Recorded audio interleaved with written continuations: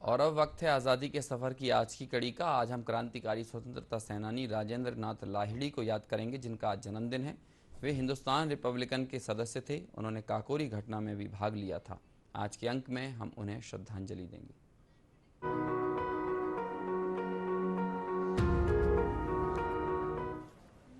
आज की कड़ी में हम क्रांतिकारी स्वतंत्रता सेनानी राजेंद्र नाथ लाहिड़ी को श्रद्धा सुमन अर्पित कर रहे हैं। इनका जन्म 29 जून 1901 को वर्तमान बांग्लादेश के पबना में हुआ था। लाहिड़ी ने अशफाक उल्लाह खां, राम प्रसाद बिस्मिल और रोशन सिंह ठाकुर के साथ मशहूर काकोरी षड्यंत्र में भाग लिया था।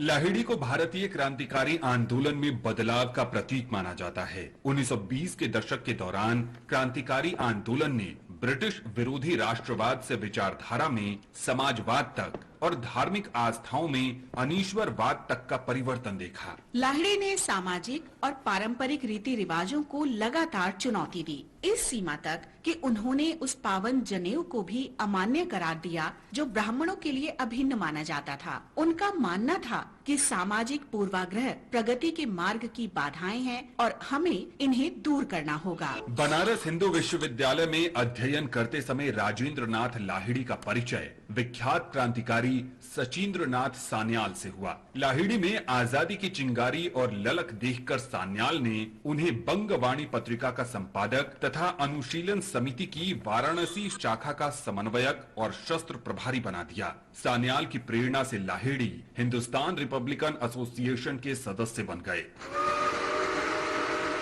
9 अगस्त 1925 को इतिहास प्रसिद्ध काकोरी षड्यंत्र को अंजाम दिया गया। राजेंद्र नाथ लाहिड़ी ने राम प्रसाद बिस्मिल, अशफाक उल्लाह खां और ठाकुर रोशन सिंह के साथ मिलकर सरकारी खजाना लेकर जा रही ट्रेन को लखनऊ के निकट लूट लिया। लाहिड़ी ने दूसरी श्रेणी के डिब्बे में चेन खींचकर ट्रेन को रोका। काम पूरा हो जाने पर लाहिड़ी और अन्य क्रांतिकारी अलग अलग स्थानों में तितर बितर हो गए।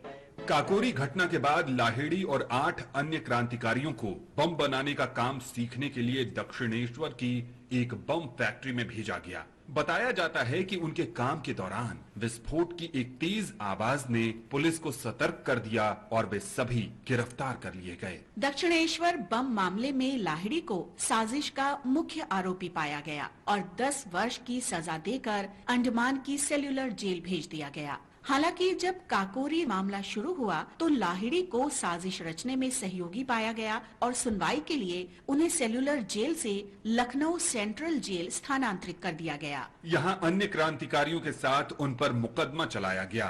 17 दिसंबर 1927 को लाहिड़ी को उत्तर प्रदेश के गोंडा जिला जेल में फांसी दे दी गई। फांसी देने की तय तारीख से 2 दिन पहले ही, क्योंकि ब्रिटिश अधिकारियों को भय था कि ये क्रांतिकारी जेल से भाग निकलेंगे। लाहिड़ी की फांसी न केवल क्रांतिकारियों के इतिहास में अमिट है, बल्कि ये मृत्यु दंड के इतिहास में भी अंकित है, क्योंकि ऐसा पहली बार हुआ था कि कोई भी फांसी निर्धारित तिथि से पहले दी गई हो। इस महान स्वतंत्रता सेनानी को कोटि कोटि नमन।